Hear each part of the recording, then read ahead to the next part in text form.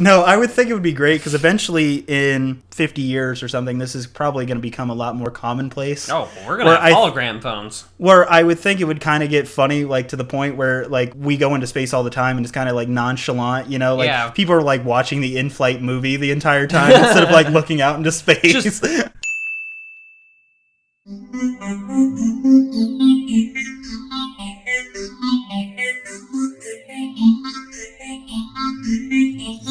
Welcome, ladies and gentlemen, to Hub 32's Primecast. If you have never seen us, shame on you, but here's how it works. Yeah. We take a few topics of the week or of the month or whatever time we're in.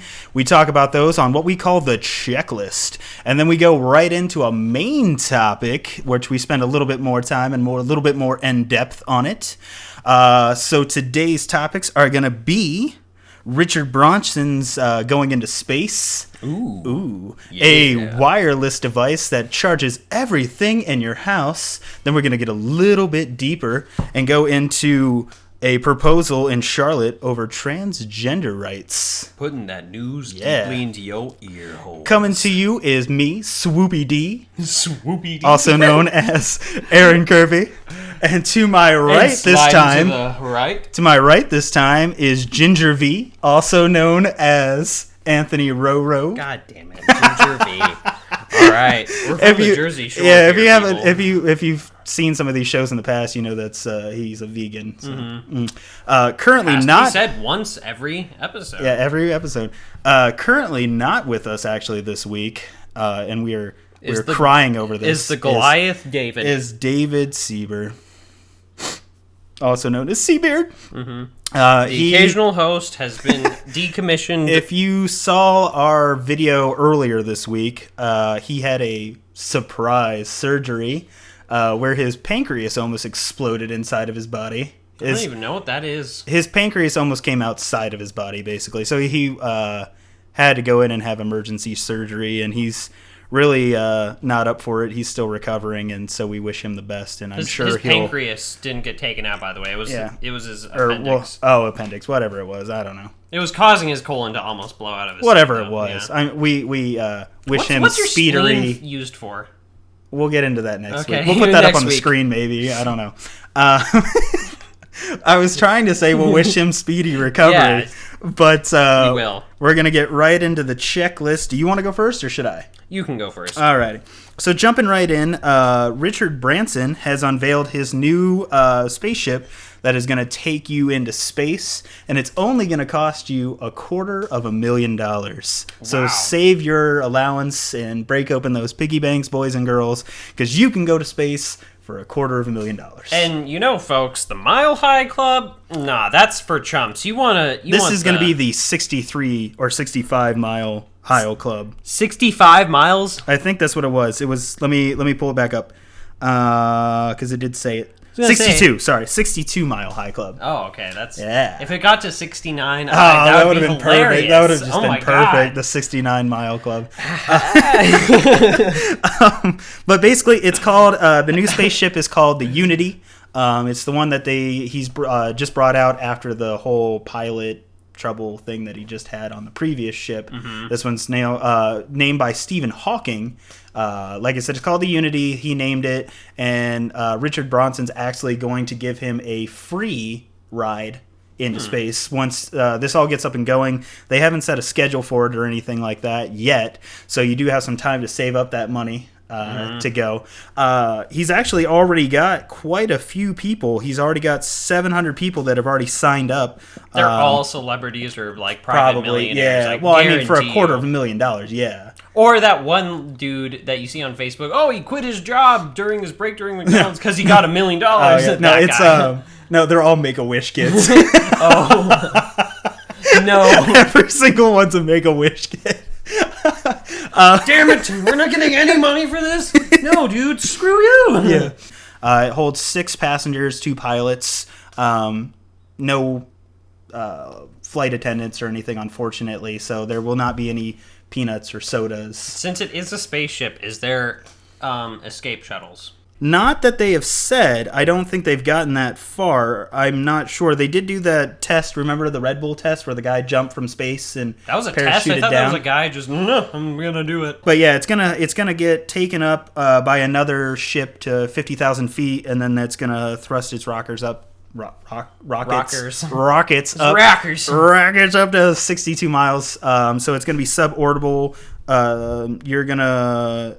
You're going to be able to experience microgravity, floating in space, stuff like that before you're guided back down to Earth.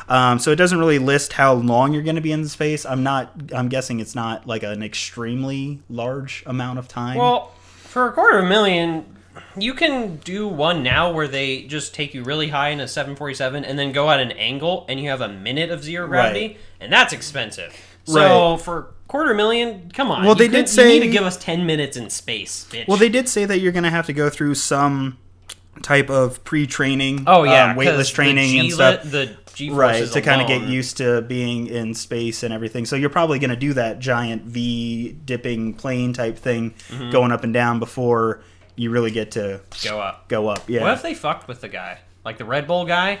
Right when he pulls his chute, it literally just shoots out these wings, and it does nothing, and he just dies. It's all like those fake snakes. Red Bull gives you wings. Oh my god, that would be the worst publicity ploy in history what if ever. It worked and he became Falcon? Anyway, so yeah, but no, I would think it would be great because eventually, in like I don't know, 50 years or something, this is probably going to become a lot more commonplace. Oh, we're going to have hologram phones. Where I would think it would kind of get funny, like to the point where like we go into space all the time and it's kind of like nonchalant, you know, like people are like watching the in-flight movie the entire time instead of like looking out into space. Oh my god. Shut up. Look at this. Yeah, okay, it's space. I'm tweeting right now. Shut up. I'm trying to watch Neighbors 9. Trying to watch Even Fuller House on Mars. Seth Rogen is not old enough not to be in a fraternity still. Oh my god. Anyway, so I just thought that was really cool that if you save up $250,000, you're shooting off into space. Yeah. So anyway, we'll head on over to your topic now, Anthony. Yes. All right, my topic. The company OSSIA. Oh wait, I'm sorry. Before you do yours, unfortunately, okay, yeah. we got the article from the New York Post. So if you want to look into the article a little bit more, read up on it and everything, what we got it from was the New York Post. So sorry about that. Post Office of New York. Going on to yours. Say it the website right up front. Yeah. I mean, it looks like the company website, but I'm pretty sure you pronounce it OSSIA, OSSIA. Close enough. And OSSIA.com. Yeah, OSSIA.com. They are releasing, well, it's been in, like, tinkering. Yeah, pre-production or whatever. Since 2001. And it is a wireless charger that basically will charge anything in pockets, on a table, you know, if you're sitting on your phone. Well, I don't know about that. That's going through an entire human. But sitting on your couch, they're whatever. saying even in your pocket, it will charge it constantly within a certain range.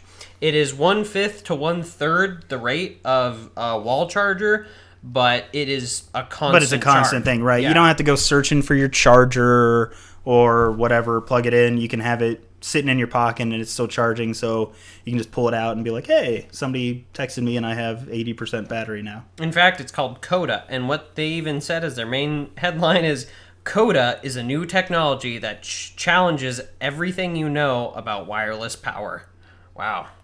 I mean, it would be pretty revolutionary if you didn't need to plug in your phone, just sat down and, you're already charging. Right, you just come home, you forget that your phone's not is low, you're tired or whatever, and it just charges it for you while you're sleeping.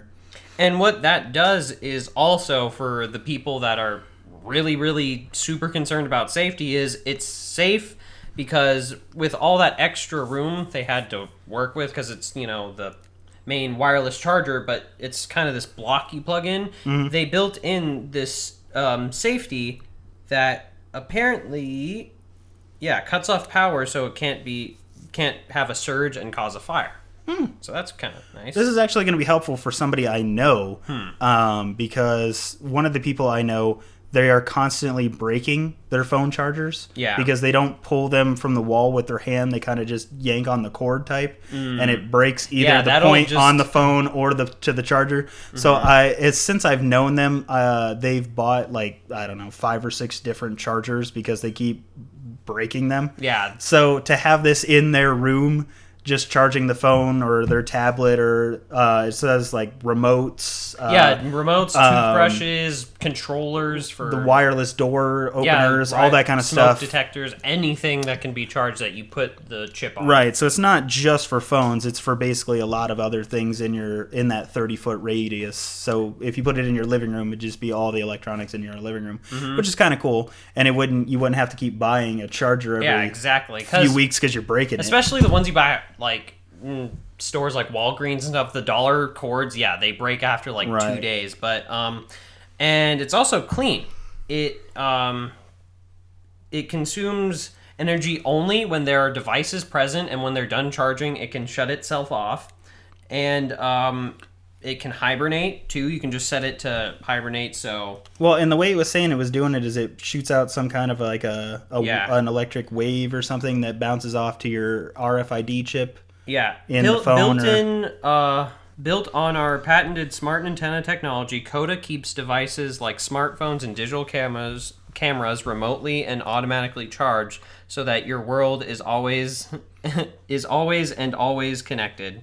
Pair one Dakota charger with dozens of devices in your home or office. Then forget about charging just reading the whole article. Well, no, it's just this little part. It happens without you. Oh, so they're trying to just alienate people, but right. Yeah, we're so smart we don't even need you it's anymore. Like, get out of the room, okay? It can charge itself now. Anyway, that's kind of cool. Wave of the future. Hope it's not too expensive. It is not talking about prices. They didn't give a date on it, right? Well, you did say they've been doing it since 2001, so it's not like it's like they're putting a rush or something on it, exactly. It seems. But if they're making releases and stuff of it now and videos and everything like that, they probably are, probably a lot closer than they were certainly, 15 years ago. Oh, yeah. And it says the receiver is small. In fact, so small that it is barely bigger than the C on the 1 cent side of a penny. Wow, yeah, that is pretty small. We'll have to put the picture up in the video, but that's pretty small looking. Yeah, and I've seen something like this where you put on basically a chip on whatever device and you put it on a glass thing and it charges. I've seen those, but the chip is giant and it's like, oh, I don't want that on my phone, but that is literally less than a... It's really freaking small. Yeah, you need to see it. It's really small. So that, I believe, is going to wrap up our checklist. We will be back right now, actually. Right now. to talk about our main topic. Here we go. So jumping right into our main topic this week is... Charlotte's proposal stokes debate over transgender rights. This is from the Washington Times. And basically what it is that the largest city in North Carolina is proposing a law allowing transgender people to choose public bathrooms that correspond to their gender identity. So if you are... saying, or if you correspond more to a male, you can go into the men's bathroom. You correspond more as a female, you can go into the female's bathroom, regardless of your gender. It's, the gender that you correspond to. Yeah. So, it's sort of kind of groundbreaking type law. Yeah, I was just thinking, what did they do before that? If you were born a woman, regardless of whether you considered yourself a male or not, you had to go into the women's restroom. I know, but employees definitely would not be on top of that shit enough to notice, especially if appearance-wise they were going for it, because you're going to tell the transgender person that really believes they are a woman to not use the women's bathroom? Right. I don't think they would do that. So hasn't it already been happening? That's what I would assume. Well, I'm not sure if this is just going to make it on the books. This is going to say there's going to be a state law basically backing the fact that you're allowed to go into the bathroom that you correspond with. Right. But it's obviously getting some pushback There is protests outside of the Capitol, the state capitol, everything like that. There's concerns for public safety because some believe that this is going to allow mostly men, predators, basically men, to be allowed into the women's restroom underneath this ordinance that are like, well, I correspond as a woman, I'm going to go in there, and then they think that it's going to lead to being taken advantage of, right, to rape or abuse or sticking a camera underneath the stall or something like that. Honestly, yes, that could happen. I don't believe that it will happen all that much enough to actually to strike it. It shouldn't happen enough to be able to strike down this law. Basically, just because if you do consider yourself a male, you act like a male, you are a male essentially, then you should be able to go into the men's bathroom or vice versa, into the women's bathroom. If you consider yourself a female, you should be able to go in there. All right, fine. Just improve privacy and security. So you're saying have lower doors? Yeah, just no cracks in the doors because honestly, I mean, the safety is an issue, but I'm pretty sure people are just uncomfortable with the fact of, well, I know he believes this and I'm okay with that, but it's still no. I just subconsciously think that's a man in the ladies' room and that could just cause privacy concerns. So that's why I'm saying privacy and security should be upped. If that right, I don't. The problem I don't think is with actually the transgender people per se. I think it's more or less they believe that it's going to open the door for others, perverts or whatever, to basically use it as kind of like a scapegoat or a farce, under the ordinance to get in there. So I don't think it's I don't think it's them saying oh, okay, you can comfortability right, issue. you see yourself as a woman. We believe that you should go into the women's restroom, but we also believe that this guy is going to come behind you and try to do something or whatever and use the ordinance to his advantage. Yeah. So I don't think it's really, it doesn't seem like it's a giant pushback against the LGBT community, against transgenders per se. I mean, of course there's going to be some people out there that are going to be oh, screw transgenders, they're not right or whatever. Okay with I don't personally believe that. Right. It's going to be the same people with gay marriage, things like that. On this one though, it doesn't really seem like there's a huge pushback on the transgender part of it. I think it's more or less the safety issue is what they're trying to say. I don't know. I believe that you should be able to go in there, and I don't think it's not like the transgender people are going in there as to do it or in a ruthless way or any. I don't know exactly how to say it. To prove a point, I think I know what you mean. But they're going in there because that's who they are. They're not going in there to stir up things, right? To stir up things or to do something to your child or to force an issue or anything like that. It's literally if I asked you, Aaron, go use the girls' bathroom. I don't know where you're going with this. It's just that kind of, it feels that off to them. Right. Just go use the girls' bathroom. Right. I don't, I really don't want, they just are not comfortable with it. So they just want to be able to. Right. They're not trying to cause controversy or anything like that. They just want to be who they are. Yeah. It's kind of like a painful reminder, too, of, nope, you have to use this because this is what you actually, and it's just, they don't want that. And it's not like they're going to be going into the bathroom and, hey, I'm a lady, I get to do this now. It's literally, dude, they're using the bathroom. It's going to be in and out in 2 minutes, probably. I mean, most of the time, especially in men's restrooms. Yeah, it's kind of you don't hear a lot of talking. It's a lot of in and out. You don't, people in the men's restrooms, at least mostly that I've come across, if you talk in the men's restroom. It's weird. It's if very you look weird. over to the next urinal, hey, I was hanging. I mean, the only time that it's kind of socially acceptable in a men's restroom is either at a movie theater or at a sports stadium. And that's really the only times that I've heard people in the men's restroom speaking that I'm just not what the hell are you doing? Shut up. don't talk in the men's restroom. I don't know how it is in the women's restroom. I've never been in the women's restroom. Me a pad. Like but I mean, it's usually in and out. It's not like a big thing. You're not going in there, like you said, announcing like, "Hey, I'm transgender in here." Exactly. Ha ha ha ha ha. No, it's I need to use the restroom. You don't even look at people. You're kind of doing your business. Right. And then I need leaving, to use the restroom. I'm in and out. It's you're not going in there to make a scene. You're going in there to make a number 1 or number 2. Or 3 if it's a late night party session. We'll get into that in another Prime cast. That's for another day. What I love though is in the article, and I understand the guy's position. It just makes him sound like a giant douche. What does he say? And it's Chris Williams, a 30-year-old father of 3, and he was passing out no stickers in the crowd during the protest, saying that no, transgenders should not be allowed into the bathroom of their choice, type yada yada, that he's trying to stand with religious values. It says, I don't want my kids having to even question, why is there this person in the restroom? He said, I don't think they should even be faced with that question and concern.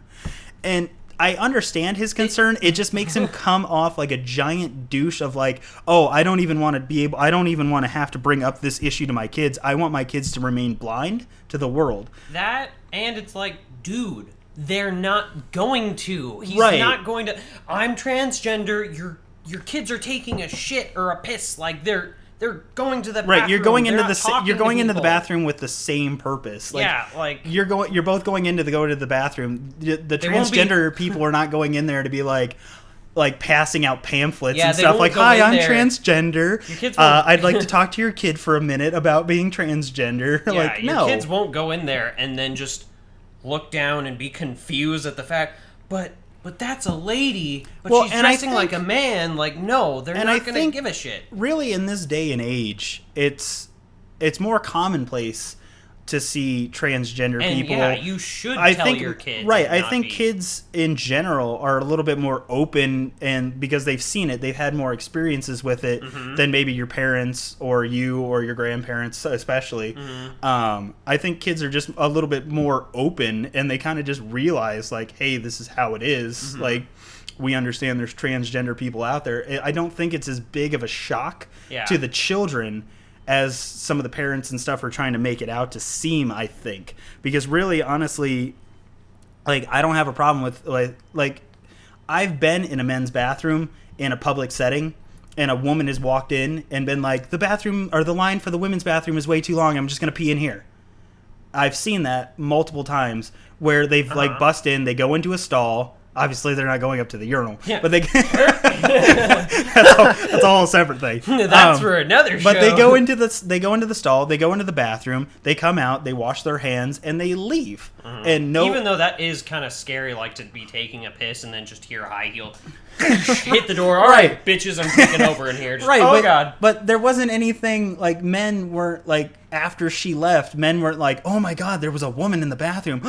No, it was some just guys like, did look around at like. Well, other guys, they might have been like, oh, really hey, but nobody really said anything, and it was just like, okay, well, I'm next to use the bathroom. Then the next person just going in. We moved about our lives. It wasn't like a huge issue. It wasn't something like, oh my God, that just happened type stuff. It wasn't like, listen what happened, and it started a court case or something. And I'm not saying this is bad at all. In fact, I know why it is, or why it would be a problem. But see, if a guy did that, fuck no, it would not be okay. Right. Well, I get your point there. Yeah, and I see why it wouldn't be okay, because that is definitely just a huge safety thing of... Well, but if the guy came in and just peed and left, didn't make a big deal about it, do you think it would be that big of a deal? I mean, to the girls, they would definitely feel uncomfortable if a guy just came into their, like... Right. I don't know. It's a lot of the touchy. Transgender people, though, that I know, if they are corresponding more to a male, if they feel that they are a male, they sort of have more male-ish type looks. They wear their hair a little bit shorter. They wear more men's looking clothing. I mean, they're not in dresses or in skirts and stuff and going, okay, I'm a boy.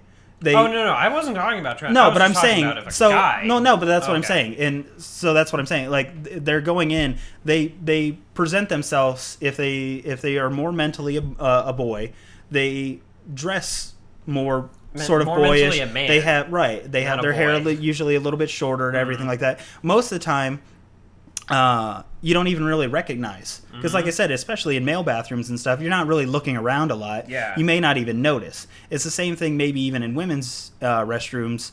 If a male has like on a wig or is dressed in women's clothing or more women-ish type clothing and stuff, you may not even realize that it is a man. Yeah. And like I said, it's not like they're calling out the transgenders and saying like, oh, they're going to be the ones that are doing this stuff, the potential perverted stuff and everything like that. They're just, the focus is mostly, like I said, I think on the more safety part of some jackass out there is going to use this as a smoke and mirrors mask type thing to get into the bathroom and be like, I took pictures or something. Yeah. So like I said, I don't think it's really against transgenders. It's really against, well, this may happen. But the thing is, I honestly don't see this I do see it happening maybe here and there, like sporadically, but I don't think it's going to happen a lot. And it's not like there's bars on the doors now. It's not like a man couldn't just walk into a woman's bathroom now,